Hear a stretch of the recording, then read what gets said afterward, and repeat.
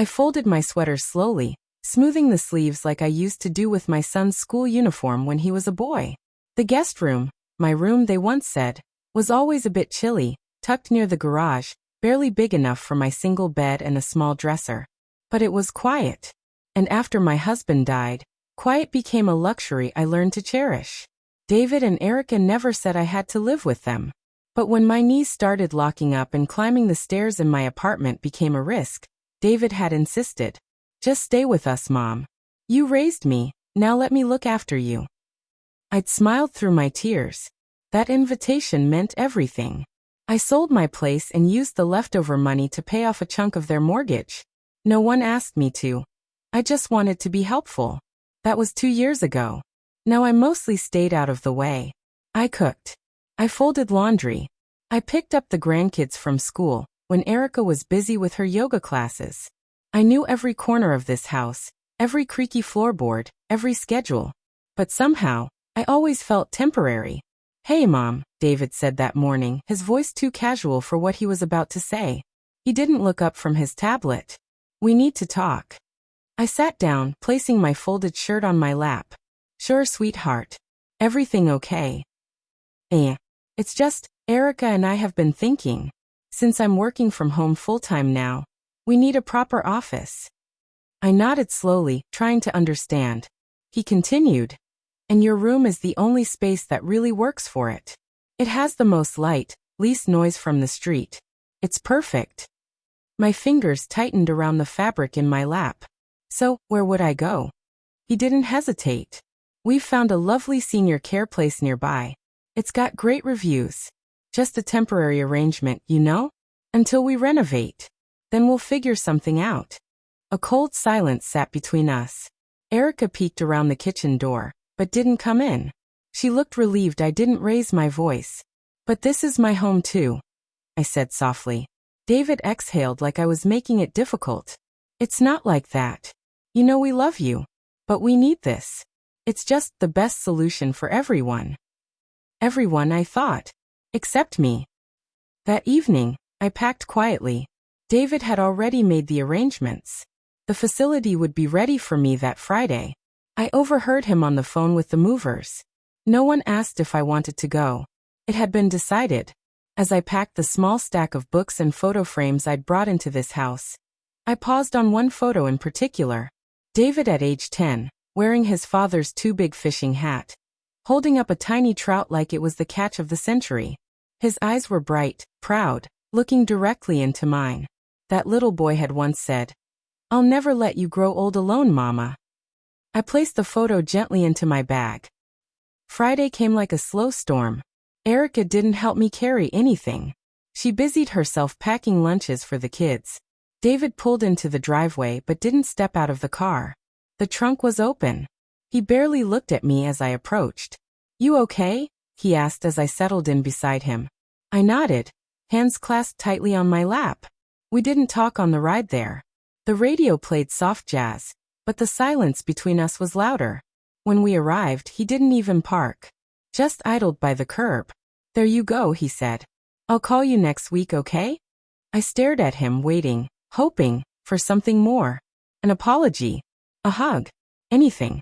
But he just smiled faintly and tapped his steering wheel. I got out and stood there with my suitcase. The automatic doors of the nursing home opened slowly, like the jaws of something inevitable. Behind me, the car pulled away. He didn't even wait to see me walk inside.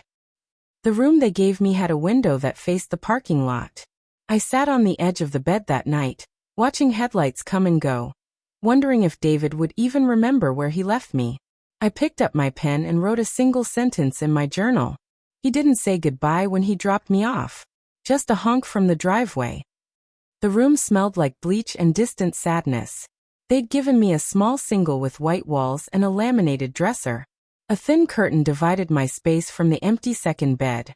The nurse had told me kindly, "It's shared, but your neighbor just moved out. You'll have some quiet for now." I didn't unpack much.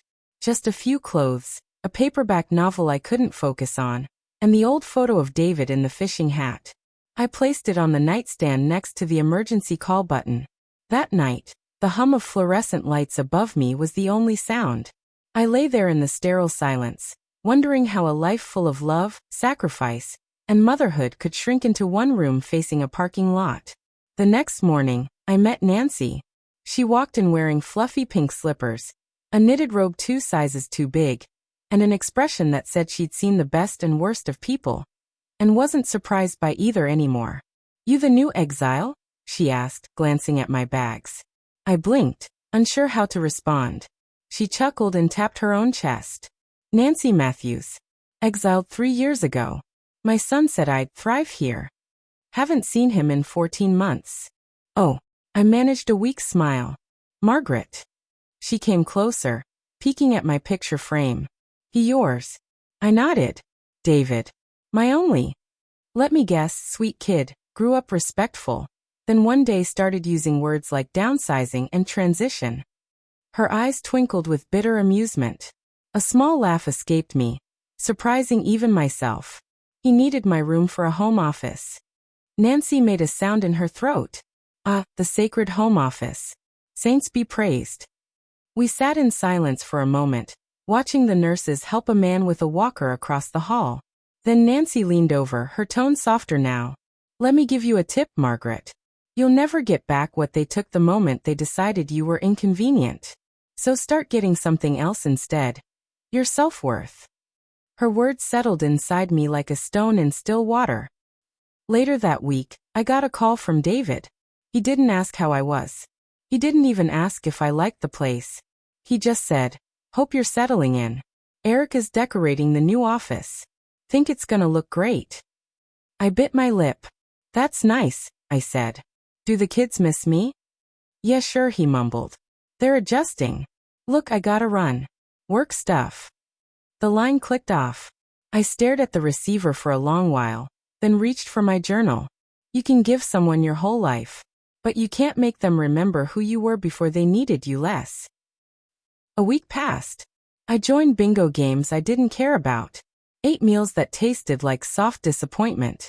Sometimes Nancy and I sat in the common room watching soap operas, making fun of the melodrama just to feel something lighter. One afternoon, I wandered down to the front mailroom. Most residents didn't bother. Their children rarely wrote. But something made me check. There in my mailbox was a thick envelope. Legal looking. My name in bold ink across the front. I took it back to my room, hands trembling. Inside was a copy of the deed to my old house. I blinked. Confused, I flipped through the pages. There, clear as sunlight, was my full name, Margaret N. Larkin, listed as sole owner of the property. Not co-owner. Not former owner. Sole owner. He hadn't transferred the house after all. All this time. I still owned it. I stared at the paper until the room blurred. My mind raced. Was this a mistake? A delay in paperwork? I buzzed the front desk. "Could someone help me look something up online?" I asked, trying to keep my voice steady. The young nurse, Elena, came up minutes later with a tablet. She was kind, maybe in her late 20s, and reminded me of the daughter I never had. "Of course, Miss Margaret. What do you want to search?"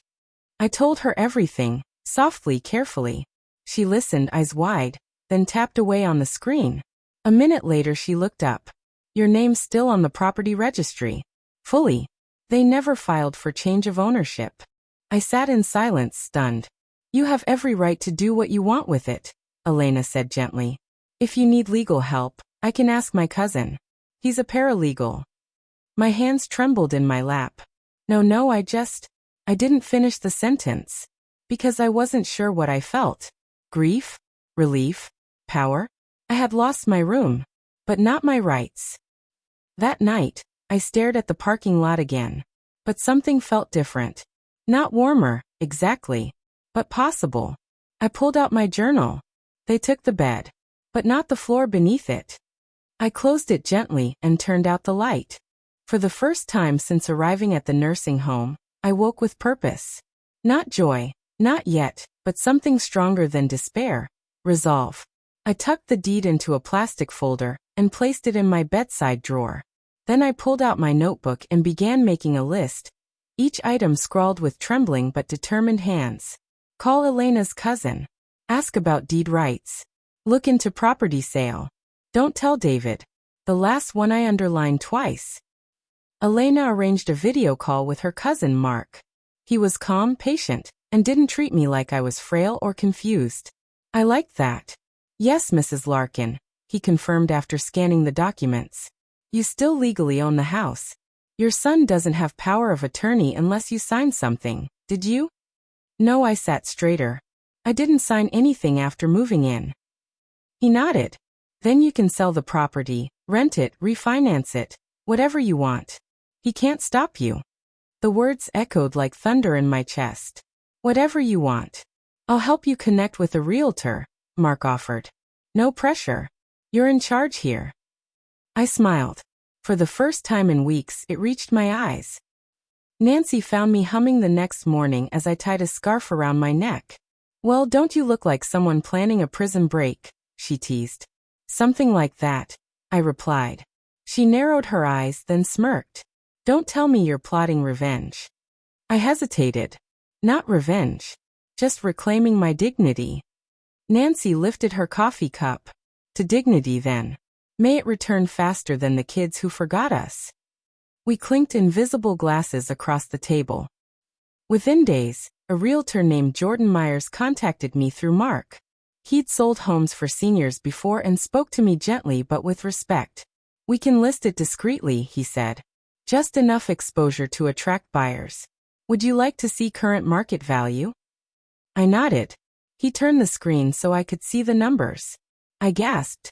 The house appreciated over $200,000 since you bought it, he said. It's prime real estate now. All those years I struggled, skipped vacations, fixed plumbing myself, it hadn't been in vain. I'd like to list it, I said. He raised an eyebrow. Would you like your family notified? No, I said, voice cold but steady. Not until it's done. David hadn't called in over a week. No, how are you? No, we miss you. Just silence. I imagined him setting up his home office in what used to be my room, maybe bragging about his ergonomic chair, his triple monitor setup. Erica probably added a plant in the corner to brighten the space. They forgot the woman who had kept that house spotless, who paid the first mortgage with money from selling her wedding rings, who once worked night shifts and came home in wet shoes just to buy David a toy microscope. But I didn't forget. And now neither would they. The listing went live under a private buyer network. Jordan handled everything. Elena, I said one evening, thank you. You've helped me more than I can say. She smiled as she fluffed my pillows. You helped me too, Miss Margaret. I was losing faith in people. I squeezed her hand gently. The trick is to stop waiting to be rescued. Sometimes the lifeboat is your own spine. She laughed. I'm writing that down. Later, as I brushed my hair, I looked at myself in the mirror. The woman staring back wasn't weak. She wasn't abandoned. She was learning how to stand without a cane made of guilt. I remembered how years ago, David fell off his bike and sobbed in my lap. His knees were bleeding, and he clung to me like I was gravity itself. Don't let go, Mama, he cried. I never will, I'd promised. But he had let go. And maybe it was time I did too. That night, I sat by the window watching the cars in the lot again. But instead of bitterness, I felt a flicker of power return. He thought he'd taken everything when he took that room. But what he didn't know, what none of them knew, was that the room wasn't the home. I was. And now I was building something new. It arrived on a Thursday morning, tucked inside a plain white envelope with a blue logo in the corner. Myers Realty Group. Jordan had said he'd send everything to me directly. No digital signatures, no risk of interference. As I peeled the envelope open with shaking fingers, I thought about the last letter I'd received from David. A holiday card signed from all of us. Like I was a distant aunt. Inside this envelope, though, was something far more valuable than greetings. An offer. A serious one. All cash, no contingencies. Well above the asking price. My old home, where I had raised my boy, grieved my husband, scrubbed floors until my knees ached, was worth enough to secure my future and then some. I read the buyer's name aloud. The Lanes young couple. One child. Elena looked over my shoulder and grinned. Sounds like a sweet family. Just starting out. My heart ached in a strange, unexpected way. But it wasn't sorrow. It was release. I signed the intent form slowly, deliberately, as though sealing a piece of myself into a time capsule. Each stroke of the pen felt like a reclaiming, of memory, of dignity, of voice. 2 hours later, David called. As if the air itself had warned him something was shifting. "Hey Mom," he said, too cheerful. "Just checking in. You doing okay? Settling in?" I almost laughed. "I'm fine," I said calmly. "And you?" "Oh, we're great. Office looks amazing, by the way. Erica repainted the walls. Made it feel fresh." Fresh. Right. They'd repainted over my lavender wallpaper. The one David picked out for me when he was 12. "Well," I said, "I'm glad it's useful." He hesitated. "Is something going on?" "Nothing you need to worry about." That made him uneasy. He hated not knowing things. "All right," he said slowly. "You'd tell me if something was wrong, right?" Wrong. So many things had been wrong. But now maybe nothing was. "I'm doing what's best for me," I said simply. He paused. "What does that mean?" "You'll find out soon." I ended the call before he could dig deeper. That night, I took out the old fishing photo again. The one of 10-year-old David, holding his trout with a grin that split his face in half. He used to beam at me like I'd invented the stars. Now he sent me brochures for independent living with cheery old women and fake pearls. I held the photo close to my chest and whispered, "I didn't raise you to forget me." By the weekend, the buyer had sent in their final documents. The realtor's team handled everything swiftly. Jordan's assistant called and said, "Closing will be finalized by next Friday. Funds will be transferred to your account the same day." "Thank you," I said, voice steady. "I'd like to make a few donations as well. Is that possible through escrow?" "Absolutely. Just tell us where." I made a list that evening. A nonprofit legal aid for abandoned elders. A scholarship fund for children of single mothers. A retirement homes library fund, the one Nancy raved about. When I showed it to Elena, her eyes welled with tears. "You're giving it away?" "Some of it," I smiled. "The rest, I'm keeping for my future. My real one." She hugged me tightly. "You're incredible, Miss Margaret." I shook my head. "I'm just remembering who I used to be, before I was someone's burden." The following Tuesday, I received a short text from David. "Heard from someone that the house is for sale. What's going on? Tell me this is a mistake." I didn't reply. He followed up with a call. I let it ring. By evening, he was standing in the nursing home lobby. "Where is she?" I heard him snap at the receptionist. Nancy strolled past him like he didn't exist. "Down the hall, room 213. But good luck, Sonny. She's got more backbone than you do." He found me sitting in my chair, sipping tea. "Mom," he said sharply, "why the hell is the house listed? You didn't even tell me." I looked up slowly, carefully. "Because I didn't owe you that." He blinked. "You're selling it? You can't do that. That's my home. Erica's. The kids." "No," I said, setting down my cup. "It was my home. You just moved in and rearranged the furniture." His voice rose. "We depended on that space." I stood. My knees shook slightly, but I didn't sit back down. "You depended on my silence. On my willingness to stay small. You wanted me invisible." "That's not fair," he muttered, looking away. "What you did wasn't fair," I said, sharper now. "You told me to leave my home. Without kindness. Without warning. You sent me away like old furniture. Well, now I'm sending something away too." His mouth opened, but no words came. "You don't get to choose what I do with my life anymore, David," I continued. "I gave you everything. Now I'm giving myself the rest." As he walked away, stunned, I felt Nancy watching from the hallway. She gave me a subtle nod. "Quiet revolt," she whispered. "Told you it works." David stormed out of the nursing home with his phone pressed to his ear. I watched him from the window. His jaw clenched, arms flailing with every word. He wasn't used to being told no, especially not by the woman who used to cut the crusts off his sandwiches. I imagined the call was to Erica. "She's selling the house.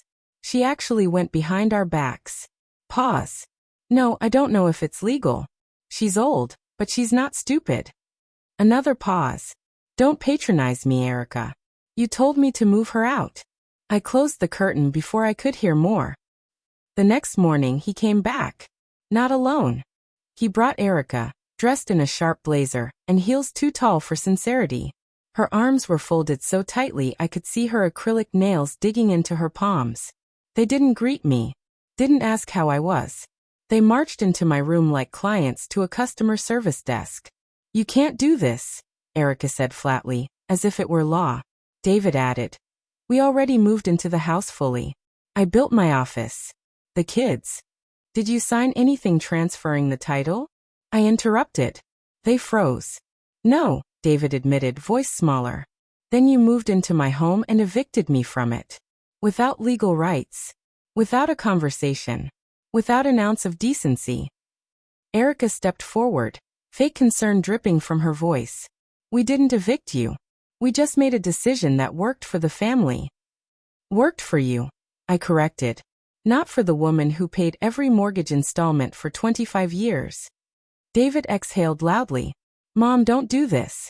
You don't understand what you're throwing away. Oh, I understand perfectly, I said, standing slowly. I'm throwing away the silence I sat in while you erased me. I'm throwing away the guilt I swallowed when you decided your comfort was worth more than my dignity. And I'm throwing away a house I no longer recognize, because it stopped feeling like a home the moment you told me to leave. Erica looked at David as if to say do something. He took a breath. We're your family. How can you do this to us? I looked straight into his eyes, steady. Family doesn't use you up and call it love. They left without saying goodbye. No hugs. No apologies. Not even a glance back. Nancy popped her head in minutes later, grinning like a cat that had just watched a dog get scolded. Well now, she said. You sure do know how to deliver a monologue. I smiled faintly. I didn't plan it. I just finally said what needed to be said. Nancy pulled up a chair beside me. Did it hurt? Yes, I admitted. But less than pretending I was okay. The next few days passed in a blur of paperwork and signatures. Jordan updated me daily. Buyers are locked in. Final walkthrough is next week. You'll receive the funds the day after closing. He paused, his voice softer. They asked about you, by the way. The new buyers. Oh, they saw the family photos still in the hallway. Said they hope you're okay. That they'll take care of the garden. Something in my throat tightened. Tell them thank you. That night, I made a list of where I wanted my money to go. I left enough to live comfortably and support myself for years. But the rest had purpose. A donation to the shelter where my late husband volunteered. A small trust fund for Elena, for helping me with nothing to gain. A library built in the name of mothers who raised themselves again. It felt right. Not out of spite. Not out of vengeance. Just peace. David called once more. Voicemail. I don't know who you are anymore. You used to be kind. You used to be good. I didn't respond. Because I was kind. I was good. But being good didn't mean being walked on. And kindness didn't mean silence in the face of betrayal. Nancy brought me tea the next morning. You look lighter today. I feel lighter. Thinking of telling him about the closing? I shook my head. Let the sold sign do it for me. She laughed. That's cold. That's quiet justice. Later that afternoon, I sat near the front desk as Jordan called to confirm. Closing is complete. Funds have been wired. You're officially free. The day the house sold, I found myself standing in the nursing home's garden. It wasn't much, just a square patch of trimmed hedges, a few faded benches, and a ceramic bird bath with no birds. But that morning, the sunlight made the space feel different. Like something inside me had shifted along with the season. The wind was soft. And for once, so was my heart. Elena found me by the hydrangeas. It's done, she said, holding out her phone with a big grin. Jordan confirmed it. The house is officially sold. I smiled, exhaling a breath I hadn't realized I'd been holding for months. How do you feel? She asked. I looked up at the sky, like I finally came home to myself. That afternoon, Jordan's assistant delivered the final transfer documents. The envelope felt heavier than it looked. Not because of the paper, but because of everything it symbolized. The end of a chapter one never expected to close like this. I opened the file and read slowly, absorbing each detail. Then I picked up my pen and signed. Not with anger. Not with regret. With certainty. I never imagined I'd be selling it from a hospital bed. I told Elena quietly. Maybe that's what makes it powerful, she replied. They tried to take everything. But here you are. Signing your name like a queen. I laughed softly. A very tired queen with a new bank account. We both laughed, but tears glimmered in my eyes. Later that week, the hospital called me in for an evaluation. I'd had dizzy spells, chest tightness. Stress, they'd said. Nothing too dangerous, but they wanted to keep me overnight. I agreed. Nancy snuck in a little bag of sour candies. For morale, she said. Also, hospitals are boring. As I lay in the dim room with wires on my chest and the beep of machines around me, I thought of how fragile we become. Not just in body, but in identity. One moment you're mom, wife, neighbor, helper. And then one day, you're just a woman alone with your memories and a wristband. But for the first time in a long time, I didn't feel powerless. I had done something bold. Something for myself. I'd spoken a language my son had long forgotten, boundaries. The next morning, a nurse brought flowers to my room. Delivery for Miss Margaret, she said, placing a delicate arrangement of white lilies and yellow roses by my window. There was a card. Thank you for giving us a beautiful home. We'll take care of it. You're always welcome to visit. The Lanes. My hand trembled slightly as I held the note. The Lanes. I hadn't met them in person. Only read their name on contracts. But somehow, their kindness moved me more than David's voice had in years. They didn't know me, but they saw me. That was the difference. When I was discharged, Elena wheeled me out into the sunlight. Where to now, Miss Margaret? She asked. I looked around. I didn't have a house anymore. But I had a bank account, a journal full of dreams, and a list of things I still wanted to do. Home, I said simply. And then somewhere better. Back in my room, Nancy was waiting with 2 cups of tea and a paper crown from the dining hall. I heard the Queen is back, she said with a grin. I sat down, easing into the chair like it finally belonged to me. The crown's a nice touch. Figured you earned it, she said. You didn't just sell a house. You reclaimed your damn story. I chuckled. I didn't know I had that in me. Nancy raised her cup. To every woman who forgot she had teeth, until someone tried to take her last bite. We clinked cups.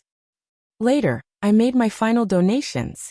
$10,000 to a shelter for elderly women without family. $5,000 to the public library senior reading room. $25,000 in a trust for Elena, with a handwritten note that read, for the nurse who remembered I was still a person. And the rest? I kept. Not out of greed. Out of survival. Out of finally understanding that I deserved to live well. Not because I earned it through sacrifice, but because I exist. That evening, I opened my journal. They took the room, the space, the title of mother, and tried to shrink it to burden. But in their absence I expanded. Into someone whole. I closed the journal and looked out at the garden. The wind was blowing softly again. Only this time, it sounded like applause.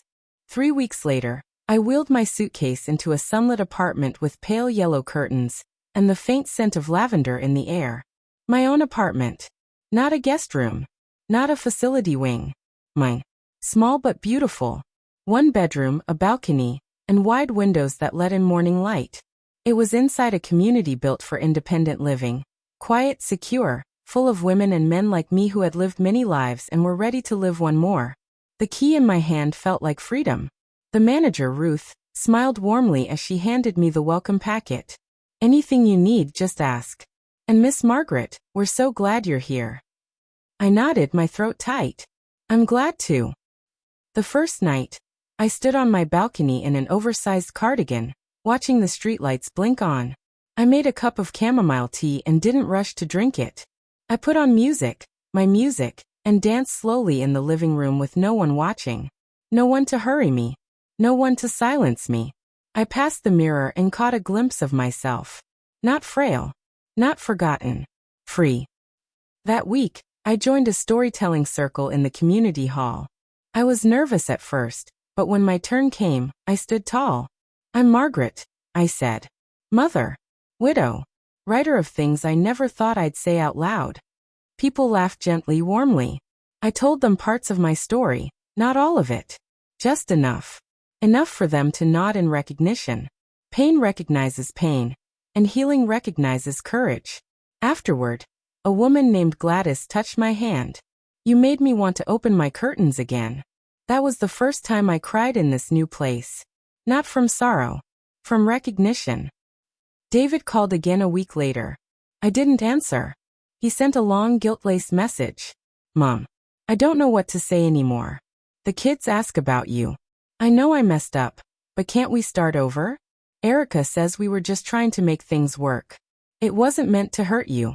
Please let's talk. I stared at the screen for a long time. Then I pressed delete. Because some things don't need a reply. Not out of cruelty, but because I had already spoken, with my silence, with my actions, with every signature on the papers that freed me. Instead of replying, I wrote him a letter. A real one. Dear David, you once told me you'd build me a castle when you grew up. Instead, you gave me 4 walls in the back of your house and called it a favor. I don't hate you. I raised you with love, not conditions. But I have learned that love is not a leash. I forgive you. But I've chosen to love myself now. This is not punishment. This is peace. Please tell your children I love them. And tell them I remembered. Mom. I sealed it in an envelope. Then I placed it in a drawer. Unsent. Because not every truth needs to be delivered. Some truths are simply for you. On Sunday, I invited Elena and Nancy to lunch in my new apartment. Nancy walked in like she owned the place. You got wine, she barked. I got iced tea. I smirked. She rolled her eyes.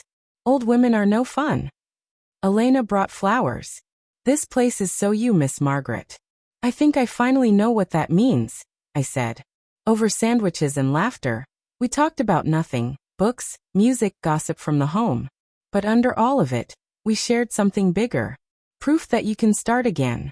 That life doesn't end when people walk out. Sometimes it begins when you do. That night, I stood on the balcony again. A breeze rustled my sleeves. The stars blinked quietly above me. I didn't feel lonely. I felt present. And for the first time in years, the word home didn't make me ache. It made me smile. I sat at my little desk by the window, pen in hand, journal open. The late afternoon sun stretched long fingers across the paper, casting gold across the page. My hand hesitated over the first word. I'd written letters before. So many over the years. Birthday cards. Lunchbox notes. Grocery lists stuck to the fridge. But this one felt final. Not bitter, not cruel. Just full of everything I'd never said. I began slowly. Dear David, you once asked me how I could do this to you. But what you never asked was how you could do this to me. I want you to remember who I was before I became small in your eyes. I was the woman who walked 5 miles in the snow with a toddler on her hip and a bag of groceries in her arms. The woman who stayed up late sewing your Halloween costumes, who learned to patch drywall when your father died so you wouldn't see the cracks. The one who held your hand through every fever, every failed test, every broken heart. I gave you everything I had. And when that wasn't enough, I gave you more. And in return, you gave me an eviction notice masked as a favor. I know you didn't mean it to be cruel. I know Erica didn't wake up one morning and decide to hurt me. But neglect is cruelty, David. Silence is a wound. I kept waiting for you to see me. Not as an obligation. Not as furniture to be rearranged. But as your mother. The woman who made you possible. And when that moment didn't come, I gave it to myself. I forgave you long before I let go. But letting go was the only way I could return to myself. You say the kids ask about me. Tell them I love them. Tell them I left, not because I didn't care, but because sometimes loving yourself means leaving the people who stopped loving you the way you deserve. Maybe one day you'll understand. And if that day never comes, that's okay too. I've made peace with who I am. Mom. I folded the letter carefully, pressed it flat. Then I placed it in the top drawer of my desk, tucked beneath the photo of David holding his trout, the one from all those years ago. I didn't mail it. I never planned to. Weeks passed. I settled into my new life with ease. I joined a book club, started taking watercolor classes. I even tried Tai Chi, though Nancy said I looked like a very elegant tree trying not to fall. I laughed more. I slept better. Some nights I still missed the sound of my grandson's laughter. Still wondered if Erica ever replayed her words in her mind.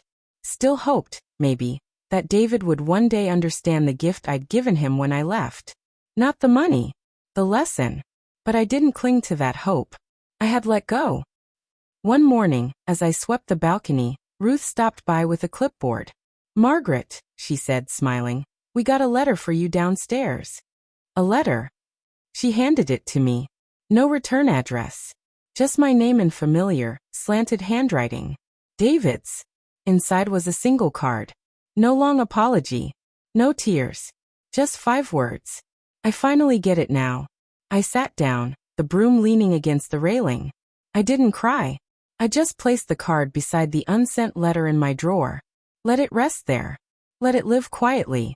Just like I would.